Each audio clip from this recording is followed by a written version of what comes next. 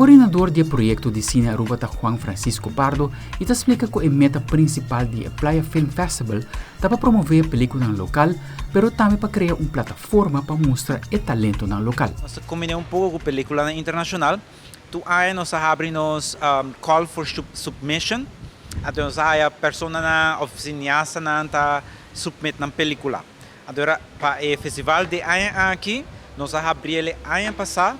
Me quer está na novembro, a nós será na abril. Segundo o coordenador do projeto, jueza internacional e local lo evalúa o call for submission, de lo qual Kahaya e lo saca ganador. É bom para mencionar que tem uma secção de Kingdom of Shorts, que tem película de Island em Reino Holandês, junto com Holanda, onde tem diferentes competências e categorias. Nós começamos com o nosso festival, com o programa da película artístico, mas também nós temos película internacional que está quarto films, como diz, película cortico, e nós temos também a película que nós criamos uma categoria que se chama Kingdom of Shorts, que está Island em Reino junto com Holanda. Então a categoria aqui é uma categoria de competência, então tem diferentes prêmios para Kingdom of Shorts, nós temos melhor película, melhor ator, melhor atriz, melhor diretor, melhor cinematógrafo.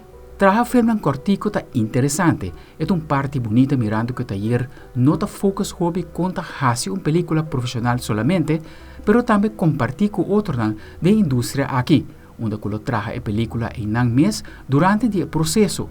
Caminho a produção também está menos teórico e está mais ativo. A atividade toma lugar no fim de semana aqui, é começar já viernes na casa de Branch, eu penso que onda e seita queda. Eta a outra escola de medicina enam, pero eta antes eta escola de fine arts academy me kersa tenana. Então a nossa arriba que me eta dencaia de Wilhelmina Straat, então tem o parque de Branch Arens que está net sudilante.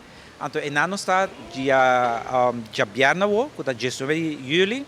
Voor de 8 horas para 10 horas, a atividade de 8 para 10, pero a porta está abre de 7h30 e nós temos também já sábado, nós estamos com o filme de 8 para 10.